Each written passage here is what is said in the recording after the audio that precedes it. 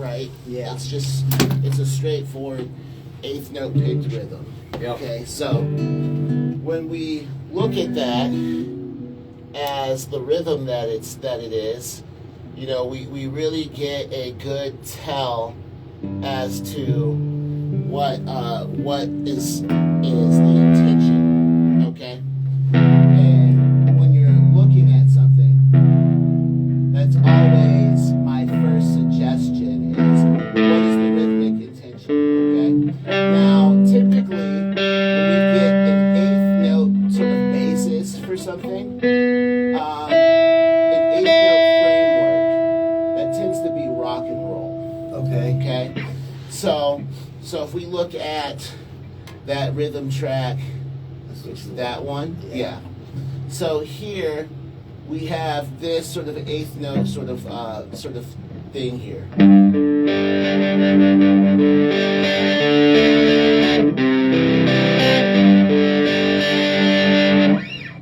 Another thing that can be done with that is that you go back, instead of going back to C, you go back to D.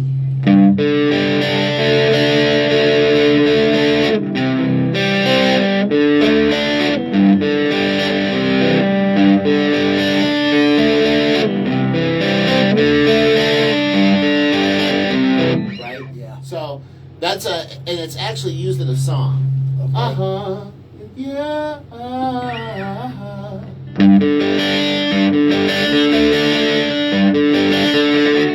Right?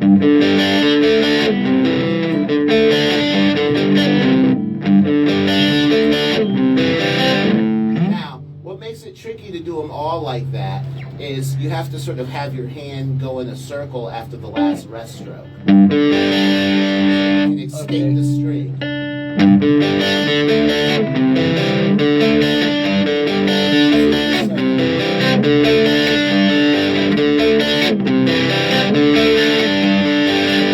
Right? That's your way to come back up. It's the way to come back up, right?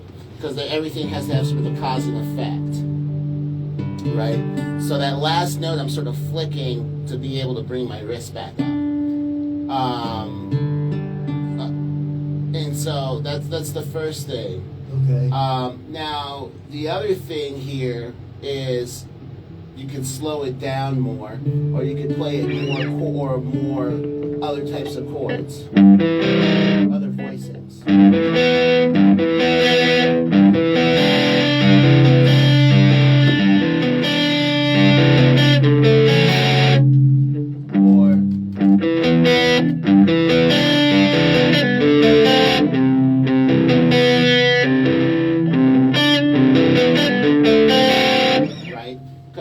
So that's another way that we would do that. We could change the voicings up. Okay. Now, a lot of this, since it's eighth notes, it's open chords, and so a lot of these are an open chord sort of basis and move. Now we can also alternately pick that.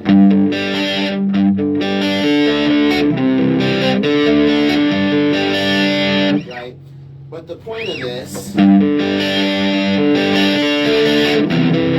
to keep our hands from getting tired.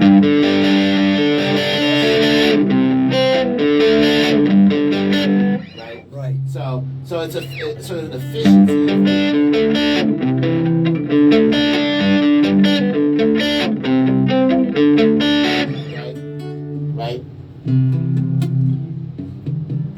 Right. So that sort of gives you sort of like an efficiency of movement.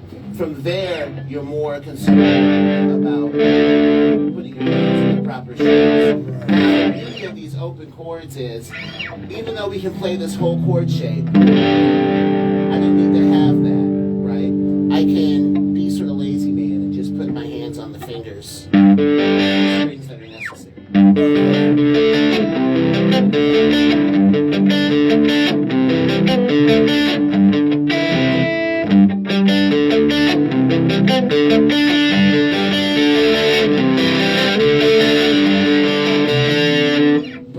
So that sort of gives us that movement. Now, when we're doing that sort of downward movement too, my hand's not jumping.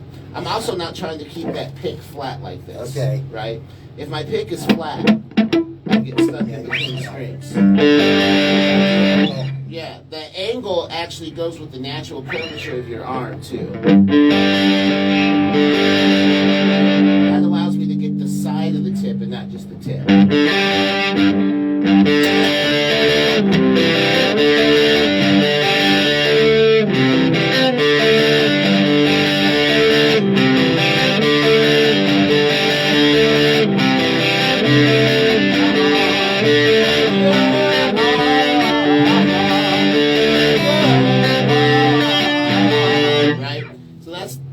So that's the whole thing that we would do with that. So my suggestion would be start there by first studying that before we start trying to do a variation. Okay. Now the variations that we would have here, I mean the notes are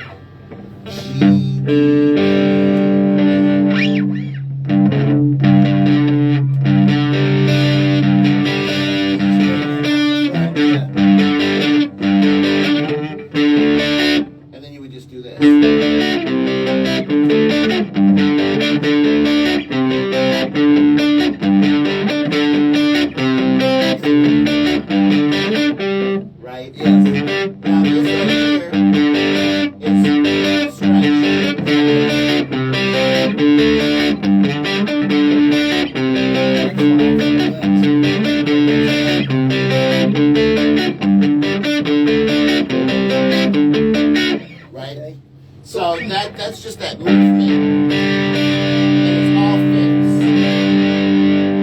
right? So then we would stack fifths, fifth, octave, fifth, right?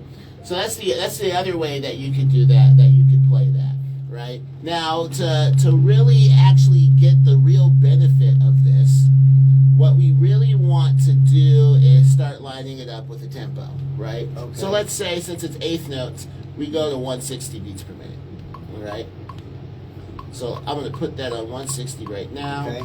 Put this on our speaker here. Right, and there we go. Alright, so this is our metronome. Alright. Now, what we really want to do here is practice getting our hands even. And we're choosing a tempo that we're not familiar with.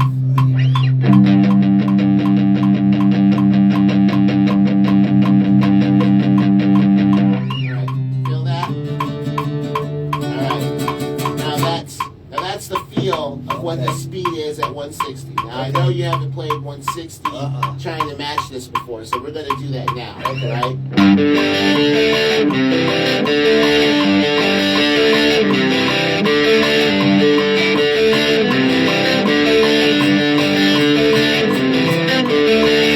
Right. Okay.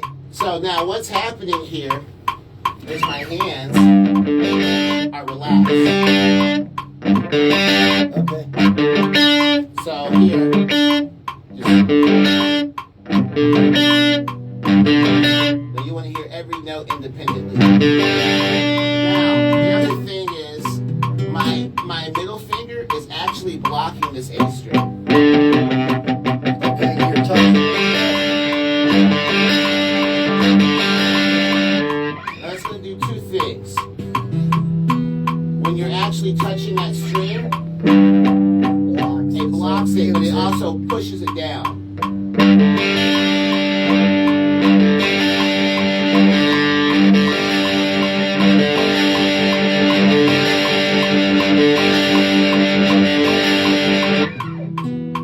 Now you have to have your ring finger on 3. Oh, right there. Yep. And you're skipping the A string to hit the D string. Yep.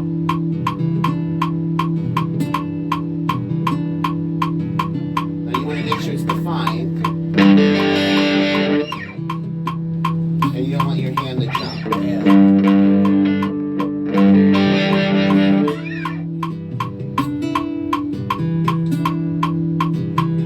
There you go.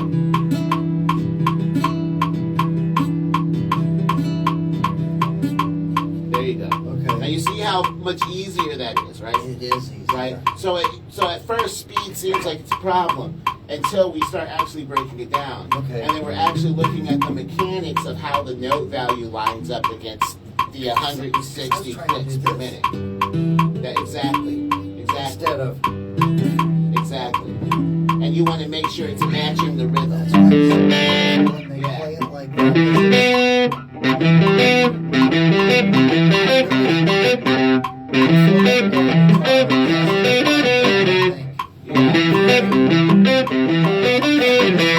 Together. Yeah. Oh my God.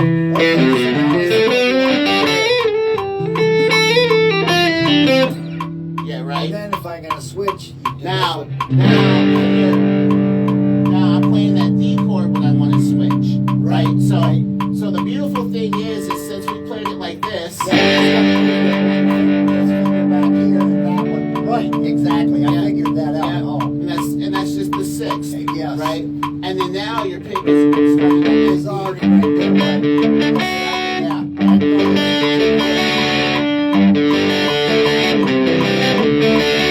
Now the biggest jump is the C to D when you're jumping back and forth.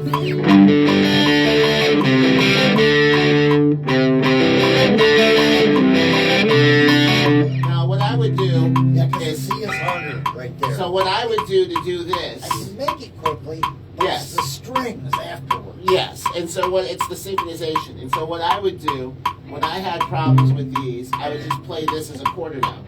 And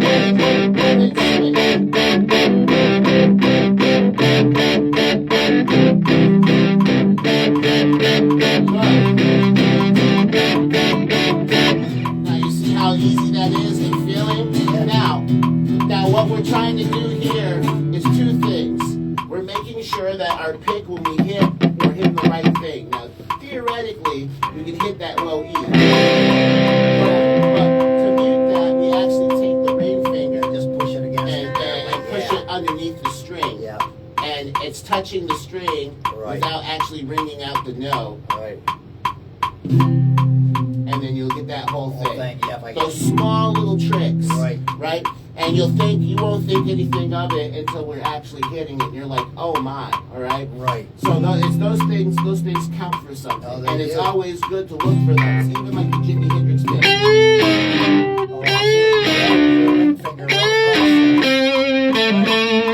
And that's because I pull it up, I'm catching it, and I'm muting that string. This is why I said I gotta have an instructor, because you can never take time to figure this out. It'll take 10 years. It takes 10 years. Yep. And no matter how good you are, it takes 10 years. It does. And so now when we're really looking at this and we're thinking of this as the breakdown here, I like to look at it here as interesting where the closest finger is, right? Okay, yes. So if we see here, the closest is actually Yes. a third away from that end. Okay. So that index finger Right back to is what's leading the chord change.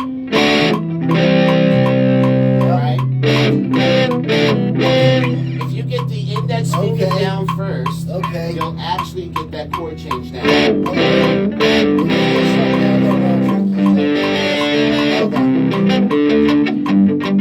All the way there, then drag this over here. Yeah.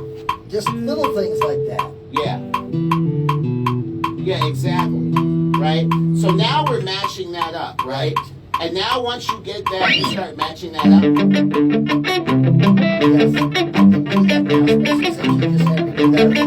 Right?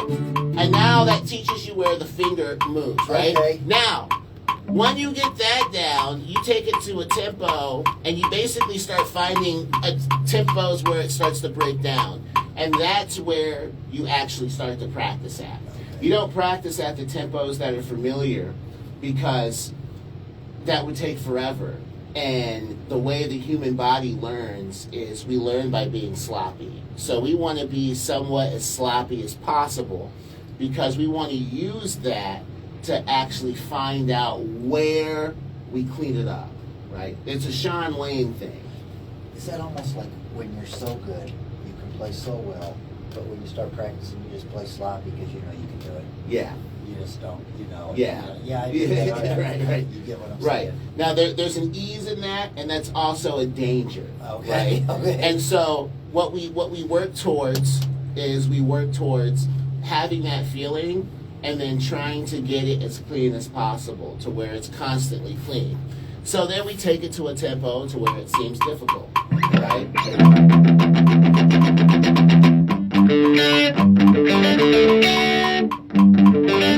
And the same mechanic should work.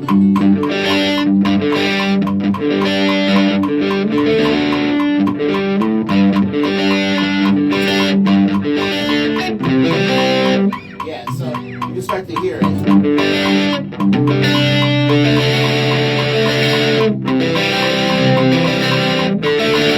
And now we start to...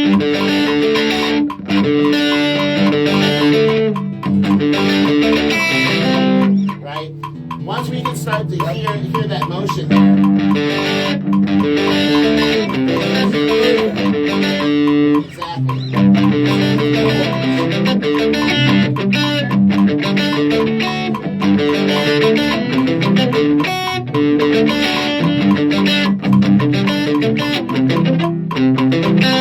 Right? So now you can hear every note.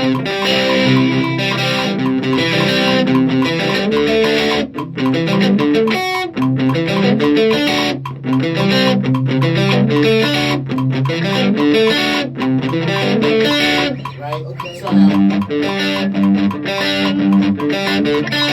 now you see what I'm doing? Yes, I did. And now that's on time.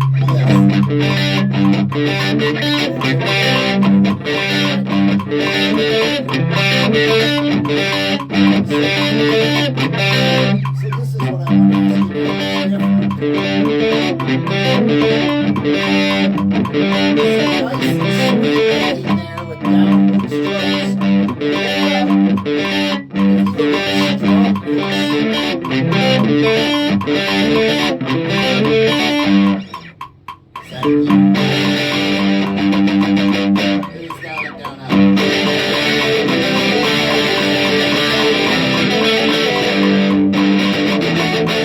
Yeah, because here it's hard to strum to get that downstroke like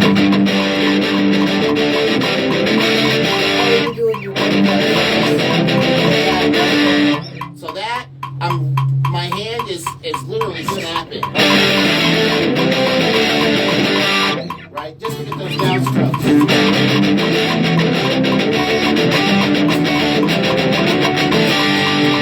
But that doesn't sound good all downstrokes, you see what I'm saying? So now if we do that with the upstrokes.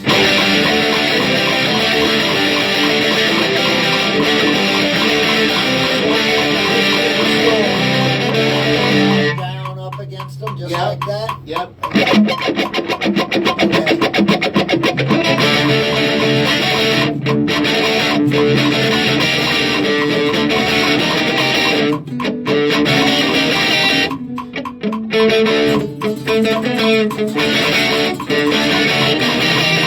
Right, and then what I do for those fast speeds, Okay. I practice this stuff at the speed.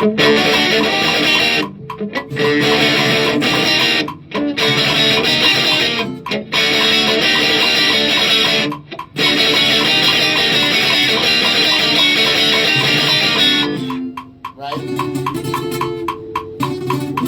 I'm going.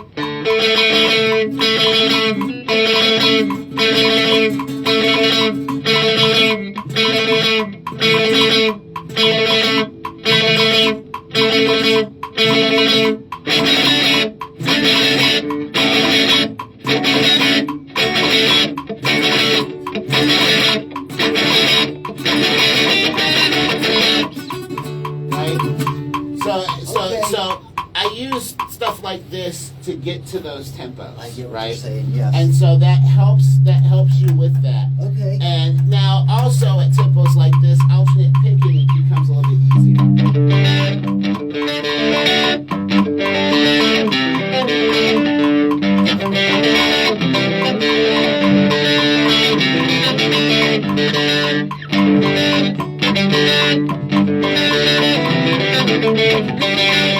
Right? Yeah. See? It's a little bit easier as long as you're relaxed because now you can quickly switch.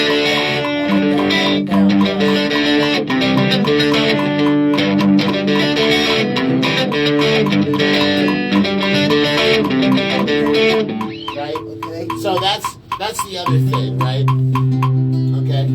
Good, that was a good first question. Now what was the other one you wanted to work on? That one right there on the bottom, which is a different type of rhythm. Yes. Okay. So we have an arpeggiation of a seventh chord.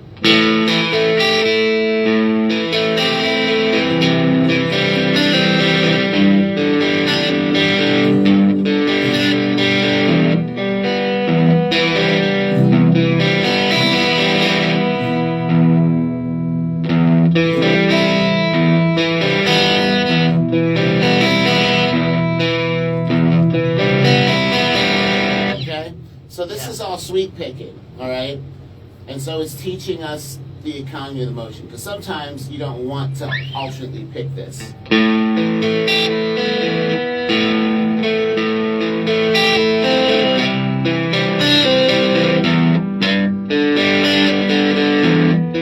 Is this House of the Rising Sun? No. It sounds like it, kind of. I mean, it has sort of a similar feel, but I'll show you what it really sounds like. Okay, because It this has- one really blows me away with how it's going through this. Now, the similarity of this is a song called The Unforgiven. Oh, that is The Unforgiven, okay. Right? So, I knew it was something I heard before. so this is just like a common picking pattern. So here we have the same chords. It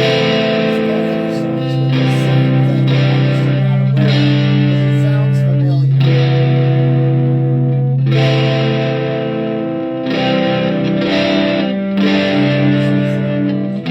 Right, and that's the chord, right? That's a common chord progression. That E could easily be an E7, okay? Because it's the perfect fifth away from the A minor. Typically, you'll know if you're going a fifth away from the first chord you started, that's the key, Okay. right? Because that 5 is our turnaround. Okay. But what they're doing is they're eschewing classical language and classical information. That's typically you would play it like that.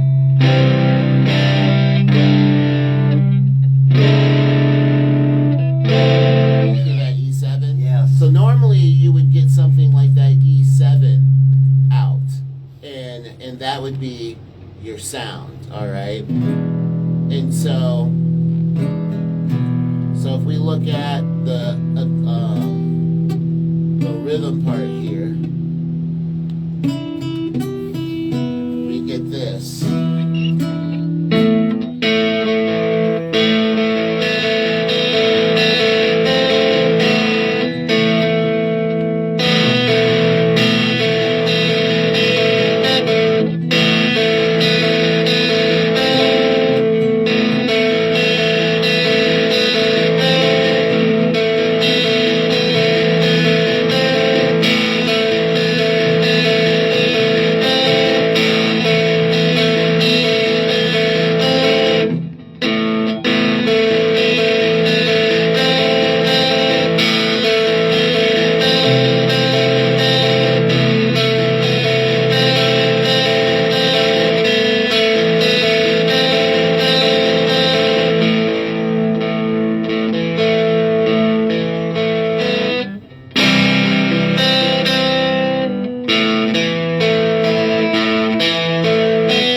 Hear it now?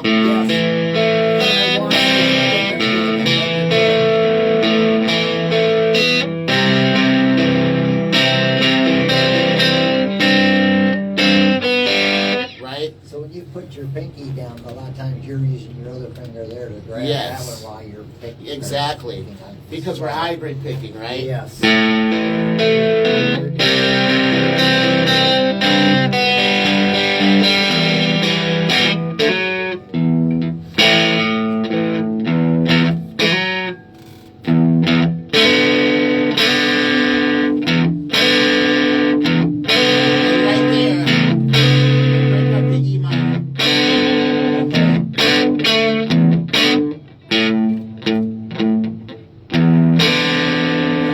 get that right there. That's a good one. Because we're getting that 11, we're getting that, which is the 4, we're getting the 5, we're getting the open D.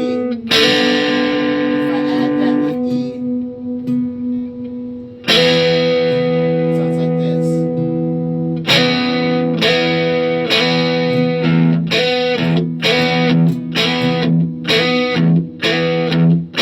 It's a fancy way of playing an E5, right?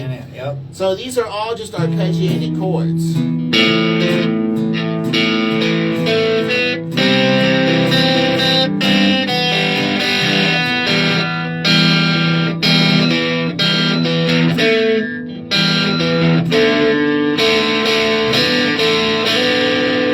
Right? And then this one here.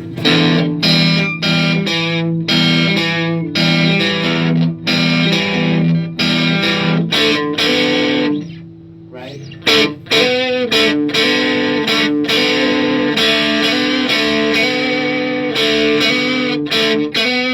Right? So that gives us that whole breakdown. Yes.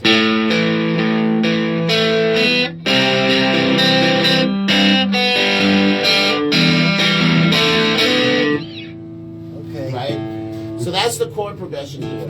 Now the difference here is this one's a little bit easier.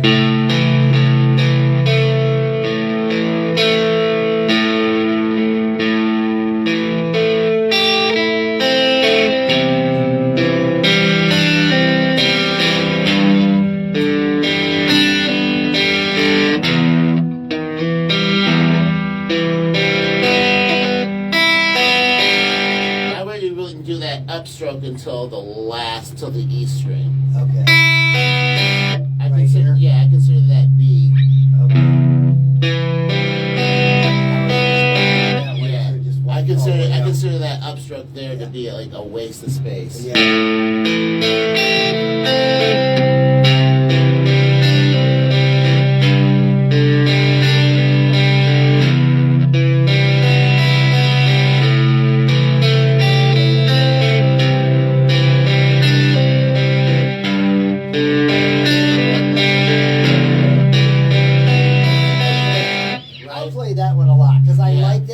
I'd heard it, and it does go with that. And it does go with it that. It does kind of sound that, like House of the Rising Sun. It does. Well, the House of the Rising Sun is Slower. a little bit, and it also repeats more. Yeah. Now. All right.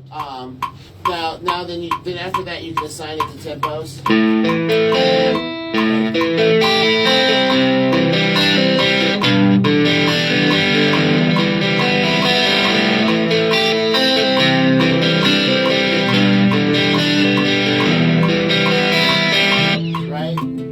And then when you get it down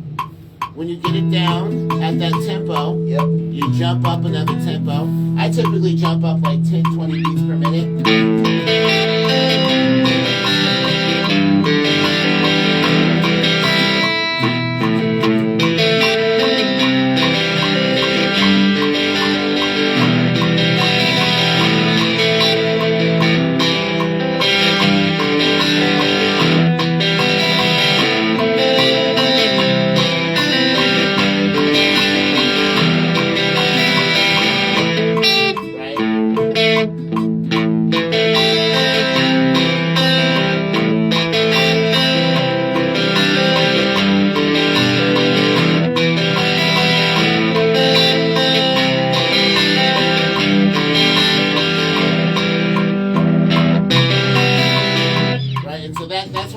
Right there, right? Yes, that really helps out a lot. Yeah, and then what that does now is it teaches you to now get used to that same type of rhythm in an exercise. Because then eventually you might run into this something like that in a song and you'll be like, what?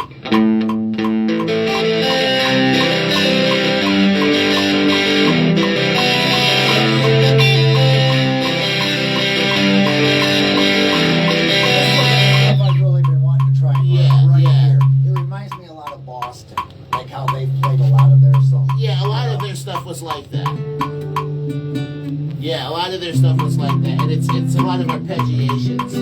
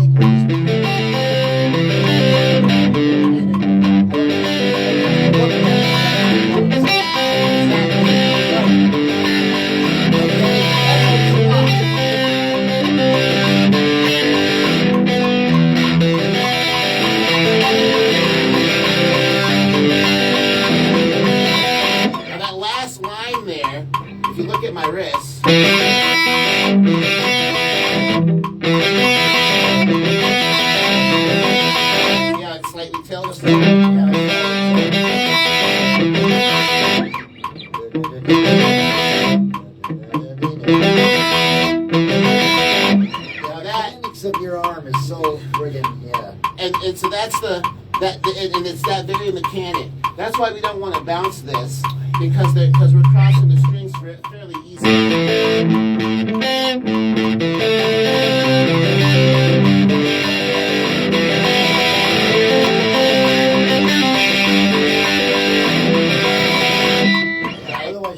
Otherwise, you're going to be too far away, right? Yep. And then now you can see how I take a simple exercise and I do maybe 10 or 15 minutes of this. I don't do anything longer than that. And I started actually taking this and getting my hands used to it.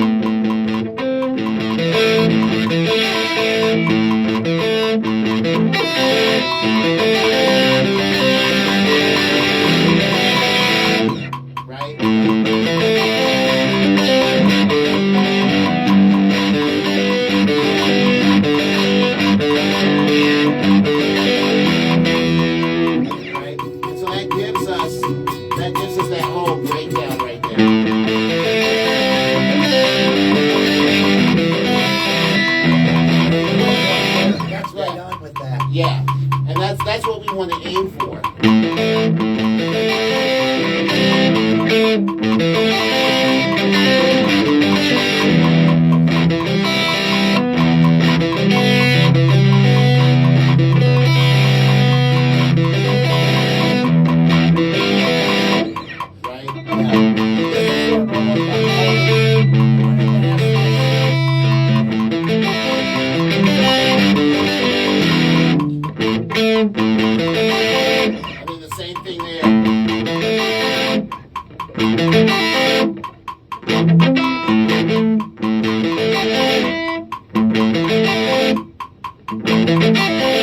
I'm stopping to hear it go right before the click. I hear that.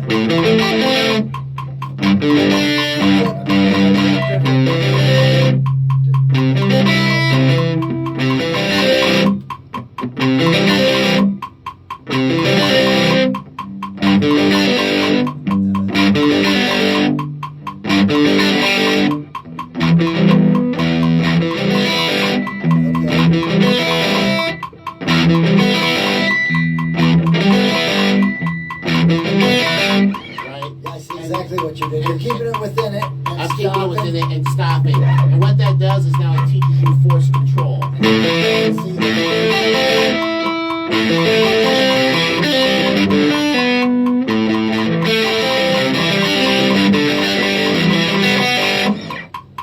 That's why when they go back, yeah, someone says, "Okay, let's go back." You know, right? How to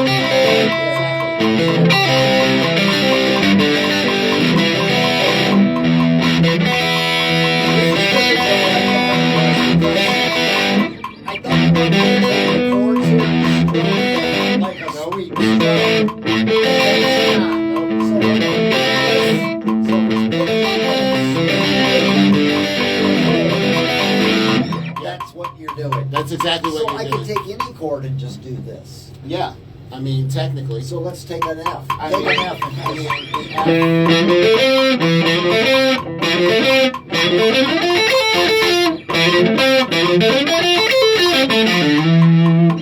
Right?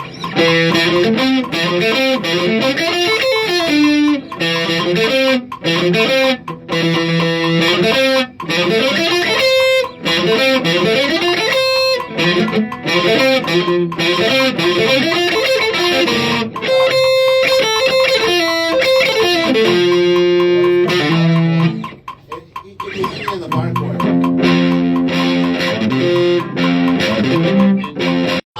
And that's how we play. That's how we play that.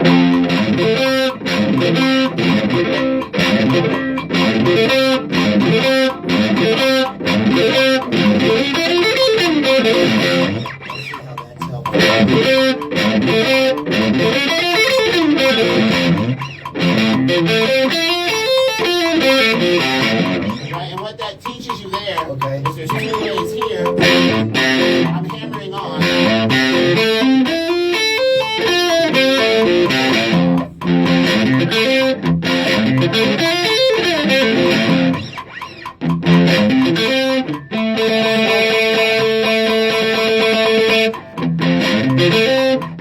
See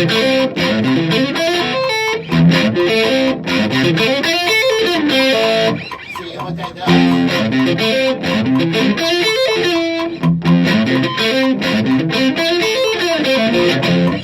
Right?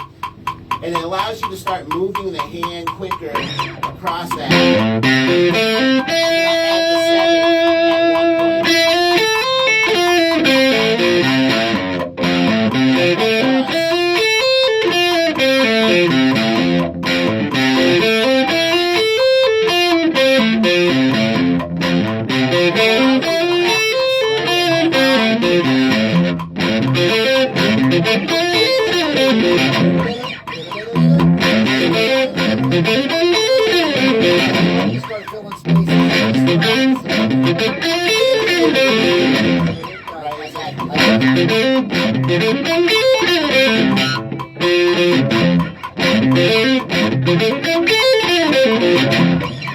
So that's one of the things. Now, if you wanted to do it like this, that F chord like that, it would be sort of the same thing.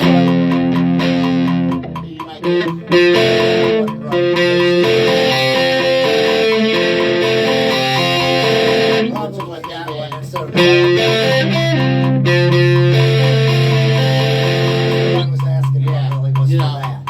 and that's what they'll have. That's what'll happen. Okay. If you look at it, the chord itself, this is a 7. So if I go here, 7 or 7.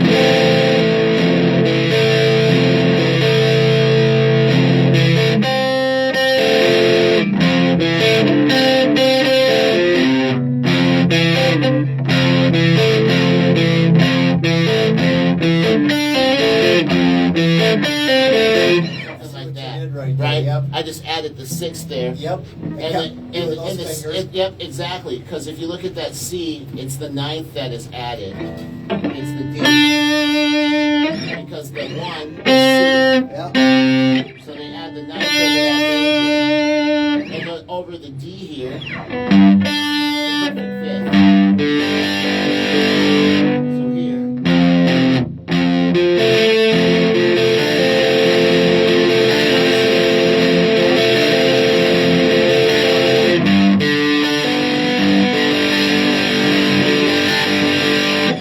You would do that. Five, yeah. right. Yep. So it's the same picking pattern essentially. Okay. But outside of it being like the same sort of picking pattern, it's it's sort of the same movement. You got to look at what the chord is sort of doing. So we see a 1 chord is adding the 9th. Which means if we interpret the F as a 1 chord, you might add the 9th because the 7th. Would have some weird structures. But that's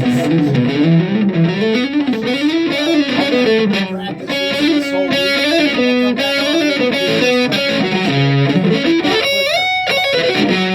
All right. Now I know what I'm supposed to be doing there.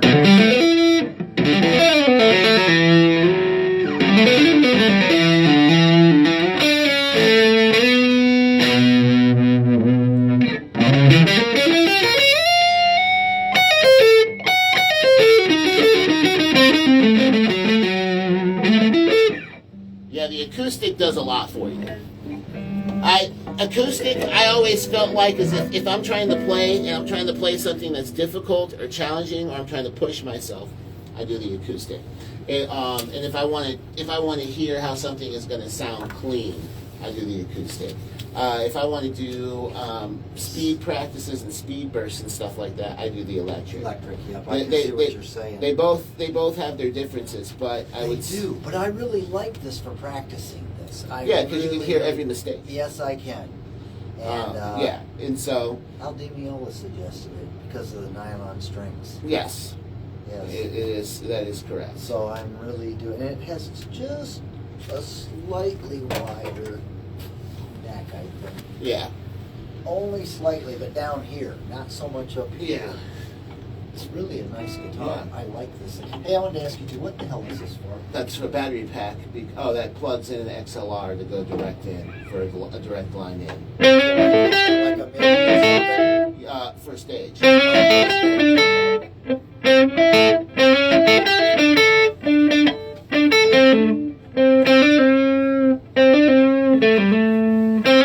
Found some more rhythm tracks. All right, this is the last thing I want to go over, and I want you to play this one. Okay. Okay. Yep. Now it's full speed. It's just 120 beats per minute. I'm just going to demonstrate it for you. Okay. You don't have to plug it. Okay. I'm just demonstrating it for you. So we have our blues box.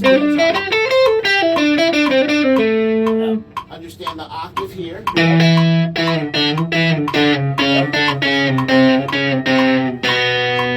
because we need that octave shape. Because it's here. We have a common blues layer.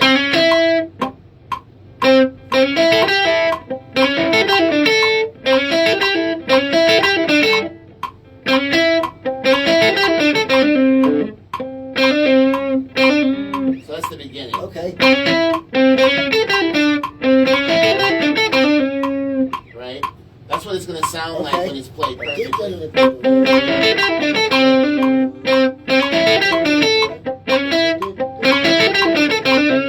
Okay. Right? The second half is. And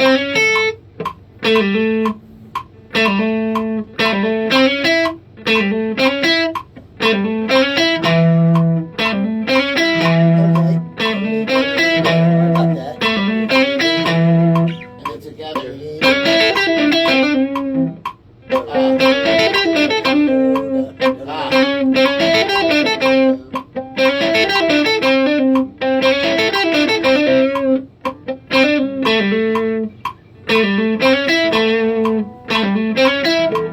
So all together it's.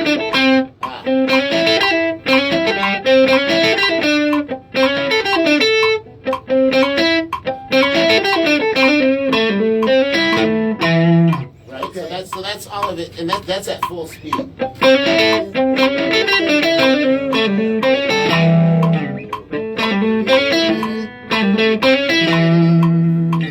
one is it? It's the second one. Second one.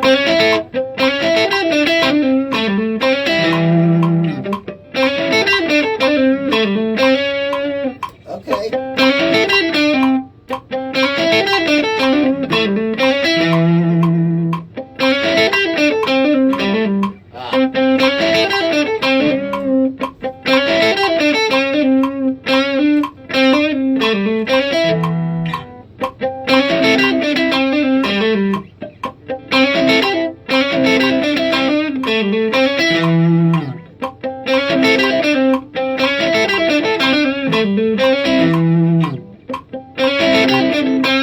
Right? Yeah. I So like it. so the trick is coming back. Okay.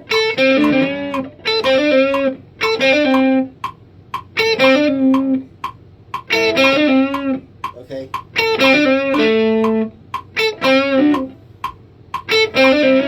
See that jump? Yeah, I did. Oh, yeah, I see what you did. So that's the trick. Okay. I like to do the upstroke on the 8, Okay.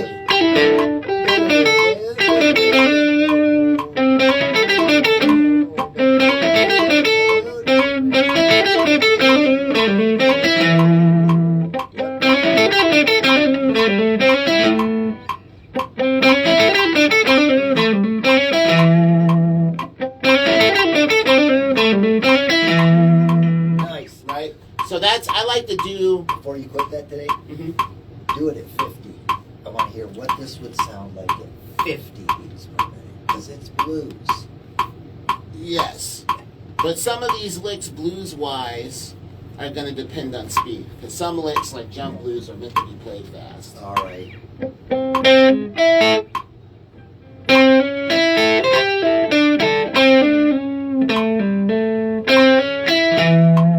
They sound exactly the same. Yeah.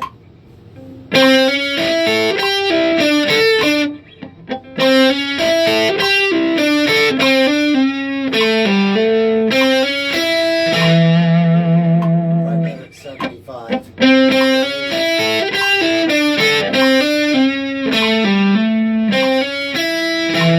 gonna put it to 78 for one more, just so I can see three differences. because that's really slow. 80 is when you really start to feel the actual Okay, push. go with 80 then.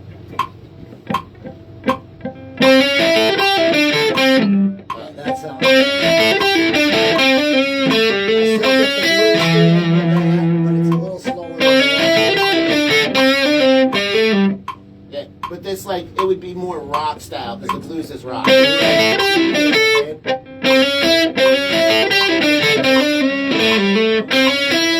I get it though. It's just that they put it in there 40 to 120 like Yeah, because you can practice practice it all of those. all of those. But at all of those tempos, it should sound the same. I'm not trying to get it to sound. I just wanted to see how it sounded. Like Yeah. slowness versus you trying to do the, because you Yeah. play the strings differently. Yeah, that's true. So okay, thank you. Yes. So just remember that page. I will. 30, page 30. Yep. And then Put this right on 30. what I'll do is when I'm done with the recordings, probably like later on tonight or tomorrow, Okay. I'm going to upload this lesson session on YouTube. Okay. And then I'll send you the link. Very good. And then you can have the link